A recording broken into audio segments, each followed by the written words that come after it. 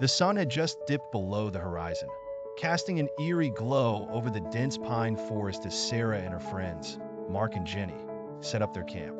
They had heard tales of strange occurrences in these woods, but dismissed them as mere local legends.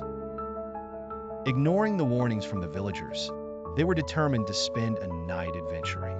As darkness enveloped the forest, a thick fog rolled in, making it difficult to see beyond a few feet. The fire crackled, and shadows danced around them, exaggerating their every movement. They shared stories and laughter, but an underlying tension lingered. Suddenly, a distant, chilling whisper reached their ears. It seemed to come from everywhere and nowhere at once. Mark stood up, scanning the trees nervously. "Did you hear that?" he asked, his voice trembling. Sarah and Jenny exchanged uneasy glances but nodded. "It's probably just the wind," Jenny suggested, trying to sound brave. They decided to brush it off and continued their conversation, though now more sporadic and strained. A few minutes later, the whisper returned, louder and closer. This time, it was unmistakable, words indistinct but present, carried by an unnatural breeze. Sarah gripped her flashlight tightly. "Let's go check it out," she said, determined but clearly scared. Reluctantly, Mark and Jenny followed her into the forest. The further they ventured, the more oppressive the air became. It felt thick, almost tangible, and each step echoed louder than the last.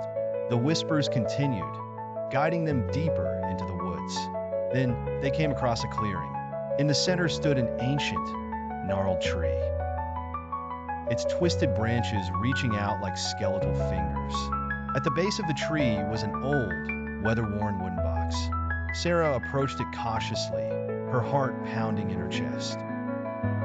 She knelt down and, with trembling hands, opened the box. Inside, she found a collection of old photographs and handwritten letters. The faces in the photos were of people long gone, their expressions frozen in fear. The letters described harrowing tales of those who had ventured into the forest and never returned. Just as Sarah was about to close the box, a blood-curdling scream pierced the night, sending chills down their spines. They turned to see a figure standing at the edge of the clearing, a woman in tattered clothing, her eyes hollow and void of life. She pointed at them and whispered, "Help me." In a panic, the trio stumbled back towards their campsite, but the fog had thickened, disorienting them. No matter which direction they turned, the whispers followed, growing louder and more insistent. Finally, they burst through the tree line and back into the village, breathless and terrified. The villagers were waiting, having sensed something was amiss. An elder approached them, his expression grave. "Now you understand why we warned you," he said. "The forest holds the souls of those who are lost. They seek help, but anyone who tries to save them becomes trapped."